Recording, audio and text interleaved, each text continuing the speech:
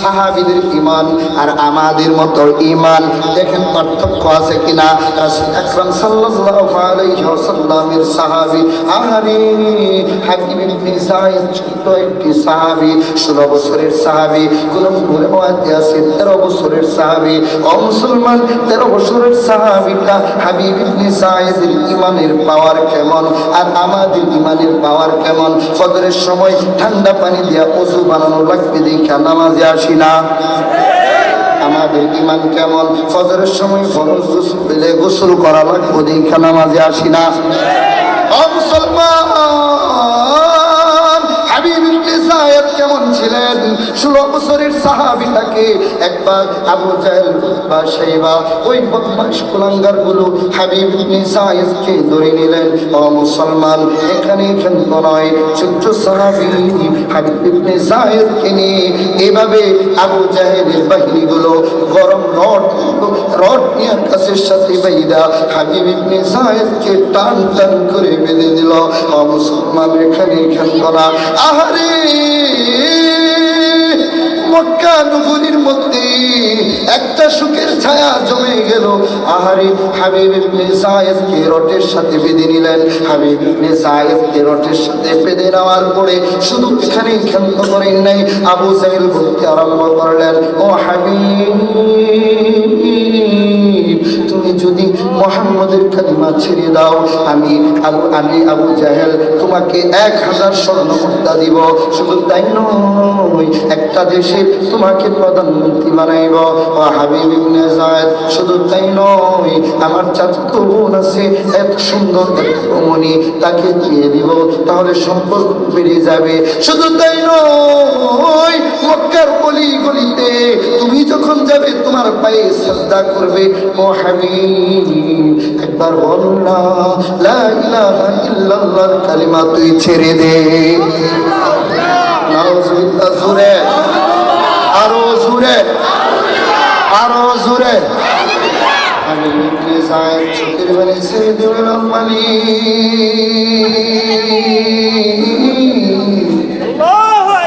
যদি জীবন চইলাও যাই, মুহাম্মদের কালিমা যেন না ছাড়ি। আর যদি আল্লাহু আকবার।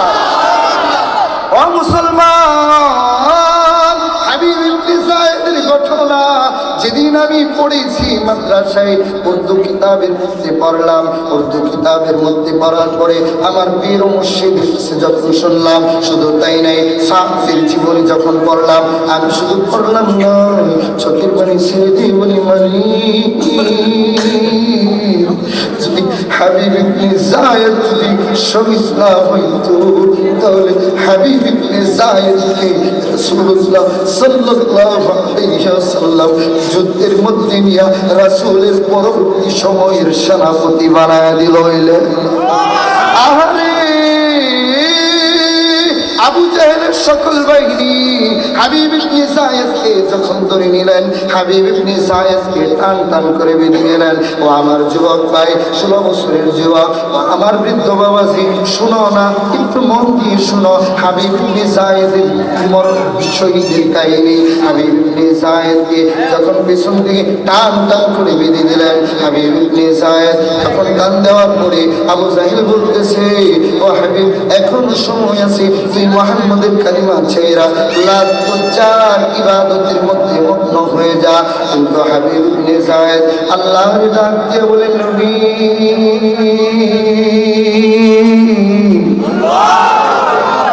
আল্লাহর কাছে বলেন না আমাকে ধৈর্য দান করতে আল্লাহ। আরে, হাবিব ইবনে যায়েদকে টান টান করে বাঁধলেন।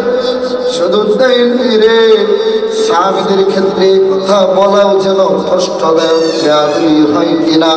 আবু জাহেল বলার পরে এখন বলতেছেন, হাবিব রে, যদি এখনো স্বীকার না করো, তাহলে লোহার গরম গরম বর পায়ের মধ্যে দেওয়া হবে।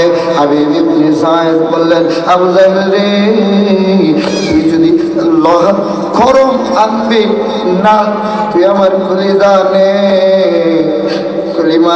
কলিজা নে, কলিজা নিয়ে না, আমি হাবিব ইবনে যায়েদ আল্লাহ এবং রাসূলের মহব্বতে আল্লাহ আল্লাহ জিকির করে।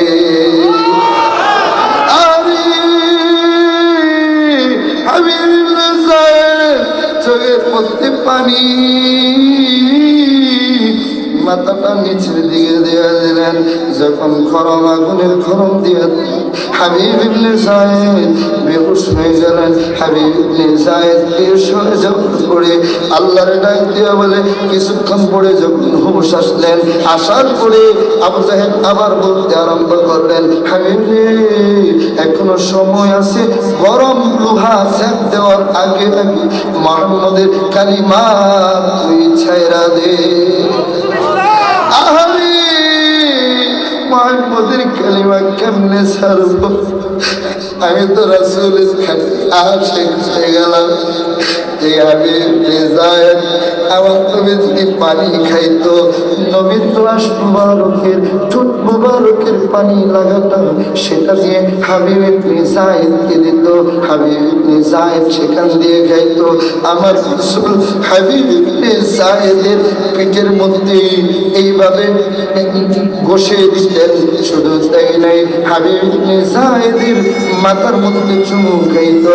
হাবিব ইবনে যায়েদের আল্লাহ রাসূল সাল্লাল্লাহু আলাইহি ওয়াসাল্লাম ঘটনার মধ্যে রাওয়ায়াতে আছে, কোলের মধ্যে বসাইয়া হাবিব ইবনে যায়েদকে বসাইয়া সাহাবায়ে কেরামদেরকে এইভাবে ওয়াজ করতেন, আল্লাহু আকবার।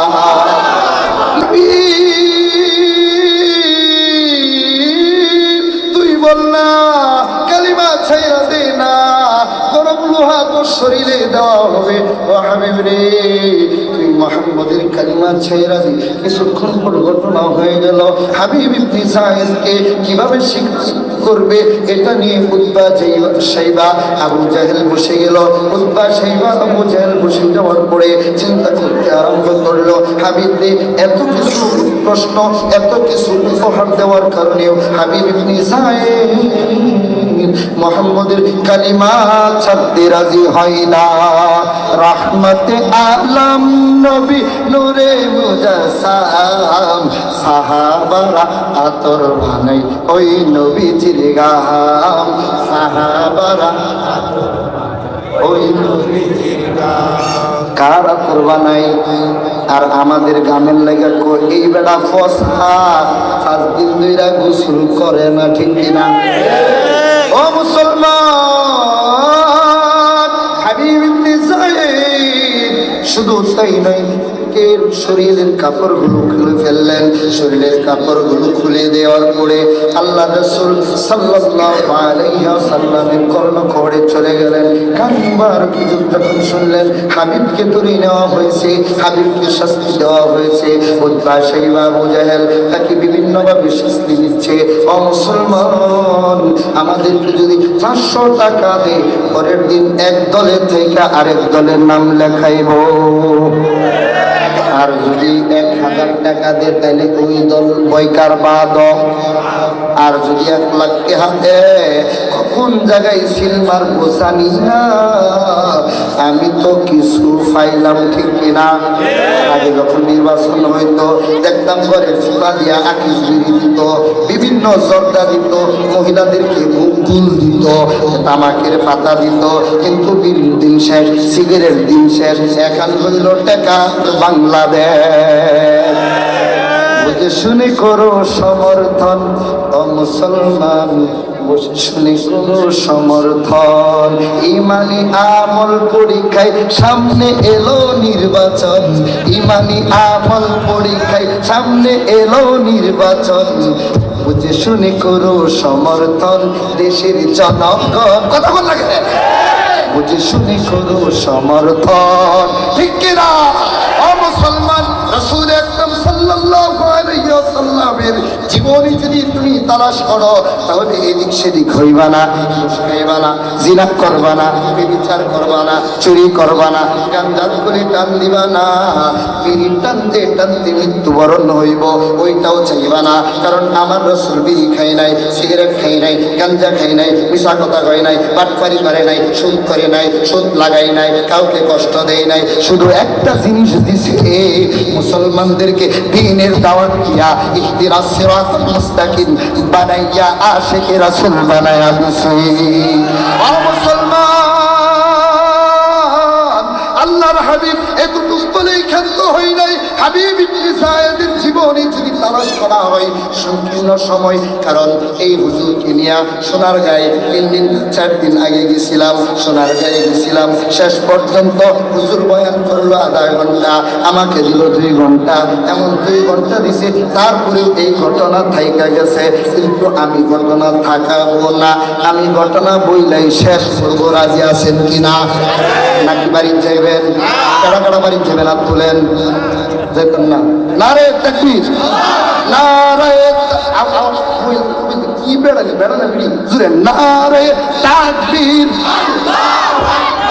জীবন্ত তার জন্যই জীবন্ত তার জন্যই নিব।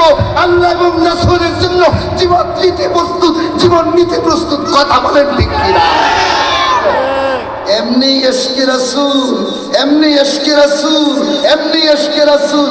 আর এই একটু শেষ ইশকে রাসূল। ইশকে রাসূল কি এমনি?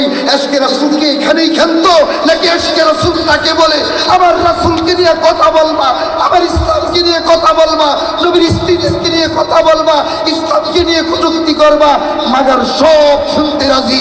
রাসূলুল্লাহর বিষয়ে, ইসলামের বিষয়ে কটূক্তি করবা, তাই না? শুনলে তাই হবে, হবে, হবে না।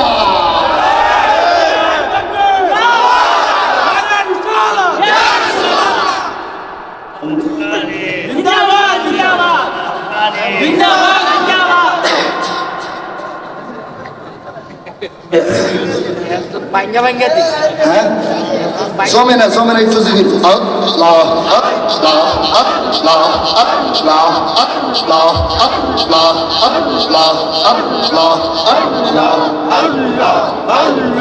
আল্লাহ আল্লাহ বল বন্দে, আল্লাহ আল্লাহ আল্লাহ আল্লাহ বল বন্দে। ঘটনা রয়ে গেছে, ঘটনা রয়ে গেছে। আল্লাহ আল্লাহ আল্লাহ আল্লাহ আল্লাহ লা ইলাহা ইল্লাল্লাহু মুহাম্মাদুর রাসূলুল্লাহ সাল্লাল্লাহু আলাইহি ওয়াসাল্লাম। ও মুসলমান গভীর মনোযোগ, ও মুসলমান গভীর মনোযোগ, ও মুসলমান।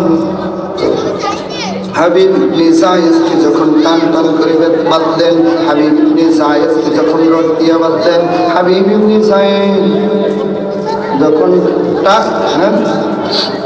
কেউ যাইতেছেন গা? আচ্ছা আইন কিন্তু আচ্ছা আব্বা, আচ্ছা আব্বা আইবো আইবো আইবো আইন পাইন। ও মুসলমান, শেষ করে দিচ্ছি হাবিব ইবনে যায়েদের ঘটনা। ও মুসলমান, হাবিব ইবনে যায়েদ কি করছে জানেননি? শুধু আল্লাহর রাসূল সাল্লাল্লাহু আলাইহি ওয়াসাল্লাম ওই দিন শুনলেন হাবিব ইবনে যায়েদকে ধরে নেওয়া হলো। কে নিল খবর আসলো আবু জাহেল। ওইদিকে মক্কার বিভিন্ন জায়গায় ঘটনা রচিত হয়ে গেল। আবু জাহেল নির্মম ছোট্ট একটি বাচ্চা আর সাহাবী 16 বছরের সাহাবীকে ধরে নিল। ও মুসলমান, সাহাবীদের জীবনের মধ্যে ঘটনাটা পাবেন। হাবিব ইবনে যায়েদকে যখন ধরে নেওয়া হলো, রড দিয়ে টান টান করে বাঁধা হলো, 3 বার প্রস্তুত করা হইল। তারা বলল, বলো না এখনো সময় আছে, কোন জায়গায় সিল মারবা? এখনো সময় আছে, 1000 টাকা দিব, কোন জায়গায় সিল মারবা? আরেকজন এসে বলে এখনো সময় আছে, 1 লাখ টাকা দিব, কোন দলে আস? আছো? আবু জাহেল সেটাই বলতেছে, মুহাম্মদের দলে আছো নাকি লাতুজ্জা? আবু জাহেল, আমি প্রভু, আমি ক্ষমতাবান, আমি মহাবান, আমার সাথে আছো নাকি? তখন আবু জাহেলকে আল্লাহর হাবিবের ওই প্রিয় সাহাবী হাবিব ইবনে সায়েদ বলতে আরম্ভ করলেন, ও আবু জাহেল, অন্য কোনো প্রস্তুতি নে যেটা তারা আমাকে কষ্ট দিয়া তোর কাজটা আদায় করে নিতে পারবে। কিন্তু মুসলমান সাউন্ডা বাড়ান, কিন্তু মুসলমান হাবিব ইবনে সায়েদ তো গলে না। কেন না? কারণ হাবিব ইবনে সায়েদের স্পষ্ট পেয়েছে আল্লাহর রাসূলের কথা। বলেন ঠিক কিনা? নারায়ে তাকবীর। ও মুসলমান, হাবিব ইবনে সায়েদকে যখন বেঁধে নিলেন, হাবিব ইবনে সায়েদকে বাঁধার পরে তারা গরম শীত দিল। শীত দেওয়ার পরে কাপড়গুলো হাবিব ইবনে সায়েদের খুলে নিল। ও মুসলমান, হাবিব ইবনে সায়েদের কাপড়টা খুলে নিয়ে শরীরে কাপড় নাই, এখন জল্লাদকে অর্ডার দিলেন, মুসলমান হাবিব ইবনে সায়েদের পিঠের মধ্যে গরম শীত গরম কইরা হাবিব ইবনে সায়েদের পিঠের মধ্যে লাগায়া দেনা। হাবিব ইবনে সায়েদের পিঠের মধ্যে গরম শীত লাগায়া দেয়। হাবিব ইবনে সায়েদ যদি মুহাম্মাদের কালিমা ছেড়ে দেয়, কিন্তু জল্লাদ হাবিব ইবনে সায়েদের পিঠের মধ্যে লাল গরম কইরা পিঠের মধ্যে লাগায়া দিলেন। কিন্তু হাবিব ইবনে সায়েদের মন এদিক সেদিক হলো না। আল্লাহু আকবার। মুসলমান বাইসা থাকলে এই ঘটনা শেষ করুন জানা অনেক বেশি। এখন আসি অন্য জায়গায়। হাবিব ইবনে সায়েদের ঘটনা আজকে এখানেই থাক, সামনে শুক্রবারে কই রাজি আছেন তো ইনশাআল্লাহ?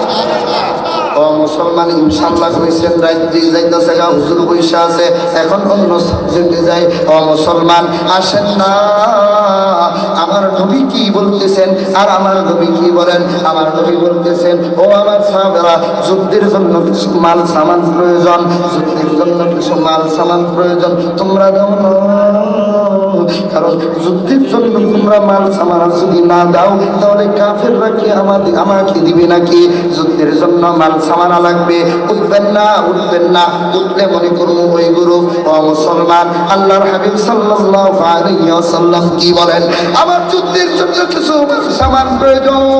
ও আমার সাহাবায়ে কেরাম, যুদ্ধের জন্য মাল সামান প্রয়োজন, কে কি আছো দিবা? তিনজন সাহাবী দাঁড়ায় গেলেন। তিনজন সাহাবী বলতেছে, ইয়া রাসূলুল্লাহ, ইয়া হাবিবাল্লাহ, আমি আল্লাহ এবং রাসূলের জন্য আমার খেজুরের বাগানগুলো দান করে দিলাম।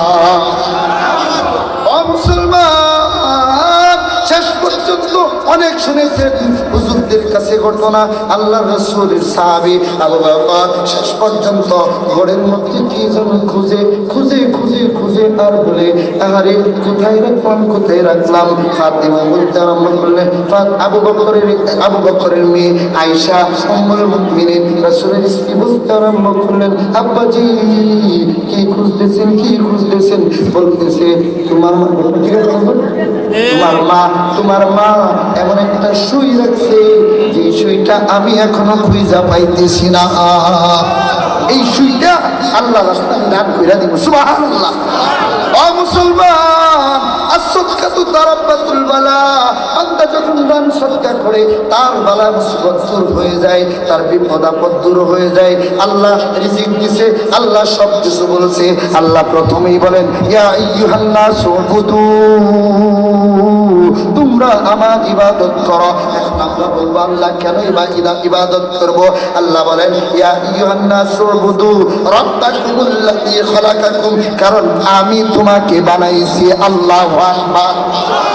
রাব্বাকুমুল্লাযী খালাকাকুম আল্লাযীনা মিন ক্বাবলিকুম লাআল্লাকুম তাত্তাকুন, এই জন্যই তো তোমাদের পূর্বপুরুষদেরকে আমি আল্লাহ বানাইছি, এই জন্যই তো যেন তোমরা পরহেজগার মুত্তাকিন হয়ে যেতে পারো। ও মুসলমান, উতবা শাইবা আবু জাহেল সকলে খন্দকে আল্লাহর রাসূল আস্তে আস্তে সম্পদশালী হচ্ছেন আল্লাহর জন্য। খাদিজা বসলেন, 40 বছরের বৃদ্ধ মহিলা আম্মা জান খাদিজা বলতে আরম্ভ করলেন, ও আল্লাহর রাসূল, আপনার আপনার তরফে আপনার কাছে আমার জীবনটা উৎসর্গ করে দিলাম। আল্লাহ রাসূল আমার সম্পদগুলো আপনাকে দিয়ে দিলাম। আমরা আল্লাহ এবং রাসূলের জন্য জীবনটা উৎসর্গ দিতে রাজি আছে কিনা? ওই ওর যদি একটা বেলুন ফুটে উঠতে দিয়ে ধরবেন, একটা বেলুন ঠাস করে উঠতে দেখলাম গুলি মনে মারছে। আসেন এরকম? আমি কিছুদিন আগে এক মাহফিলে গেছি, কত বড় ফুটকা এরকম ভাবে মারছে, আমি নিজেই পাল মারছি। মুসলিম তো কি করবো বুঝেন না, হুজুর হন্ত ক্ষমতা রেল ওয়ান জানি কি জানি ও কারণ তত্ত্বাবধান সরকার তো কোন সময় গুলি ফুড়ে আপনি মারপিটা করে চোখ বন্ধ করে যাইবেন কে? আল্লাহর কি কাম গাড়ি সামনে বারোইতে মামুরা তো আসসালাম আলাইকুম। আমি কই সাইরা দিকে হাদিসে না তো গড়ি দিয়ে ঘুরি নিছে গা, এই যে এই জায়গায় ফুস মারছে, এই জায়গায় ফুস মারছে। আমি কি ভাই এরম দোয়া করুন রে, ফুরবে ফুরবে। আর একটা আছেন বালাক দেয়া দি দেয়া দি দেয়া দি, খবর আছে বুঝছেন নি? এখন আল্লাহ এবং রাসূলের জন্য আমরা রাজি আছি ইনশাআল্লাহ। এই মসজিদ কাদের? মামা এই মসজিদ কাদের? আমাদের। এই ইসলাম কাদের? আমাদের। রাসূল কাদের? আমাদের। জীবন কাদের? আমাদের। উৎসর্গ কার? আল্লাহর জন্য। উৎসর্গ কার জন্য? রাসূলের জন্য। ও মুসলমান, সাহাবায়ে কেরাম জীবন দিছে, সম্পদ দিছে, অর্থ দিছে, জানমাল দিয়ে দিছে। আমরা কি আল্লাহ এবং রাসূলের জন্য আমাদের সম্পদ থেকে কিছু দেওয়ার তৌফিক এবং রাজি আছি কিনা ইনশাআল্লাহ? এমন কোন ব্যক্তি আছেন যারা বলবেন 1 লক্ষ টাকা আমি এই মসজিদের জন্য দিয়ে দিব? কেউ আছেন? কেউ আছেন 1 লাখ টাকা দিয়ে দিব? নারায়ে তাকবীর!